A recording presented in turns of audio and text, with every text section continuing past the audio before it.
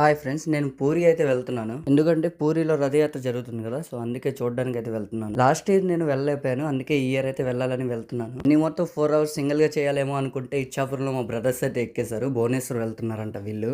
చూడండి, ఇది చిలకా లేకు, ఒరిస్సాలోనే పెద్ద సరస్సు అని చెప్పుకోవచ్చు. చూడడానికి సముద్రంలో ఉంటది, కానీ ఇది మాత్రం ఒక సరస్సు. ఒకవేళ భువనేశ్వర్ గానీ పూరి గానీ వెళ్ళేటప్పుడు ఖచ్చితంగా మీకైతే బాగా కనిపిస్తుంది ట్రైన్ లో. ఇక్కడ చూడండి, పూరి స్టేషన్ లో అయితే నేను దిగిపోయాను. ట్రైన్ అయితే చాలా లేట్ ఉంది. ట్రైన్ వచ్చిన వెంటనే ఆ ట్రైన్ లో ఎంతమంది ఎక్కేసారు చూడండి ప్యాసింజర్స్. అంత ఎక్కువ మంది ఉన్నారు. ఇక్కడ గొడవలు కూడా జరుగుతున్నాయి లోపల. పూరి రథయాత్రకి ఆంధ్ర నుంచే కాదు, ఒరిస్సా నుంచి కూడా చాలా దూరాల నుంచి కూడా చాలా మంది వచ్చేస్తుంటారు. అందుకే ఇక్కడ రష్ అయితే ఉంటది చాలా. స్టేషన్ బయటకి అయితే వచ్చేసాను. మా బ్రదర్ అయితే ఒకరు వస్తారు, అందుకే వెయిట్ చేస్తున్నాను. ఇక్కడ రోడ్ పైన ట్రాఫిక్ అయితే చూడొచ్చు. ఇక్కడ పోలీసులు మాత్రం ఉండి బాగా హెల్ప్ చేస్తున్నారు అందరికి కూడాను. నా ట్రైన్ 3 o'clock రావాలి, కానీ 5 o'clock అయిపోయింది. అందుకే బాగా ఆకలేసింది. పక్కనే ఉన్న ఒక షాప్ లో టిఫిన్ అయితే తీసుకున్నాను. పూరిలో దేవుడు ప్రసాదం తప్ప ఇంకేది కూడా అంతగా బాగోదు, అంత మంచిగా ఉండదు. అయినా సరే చూడండి ఇక్కడ ఎంతమంది తింటున్నారో. అలా ఉంటది మరి పూరి అంటే.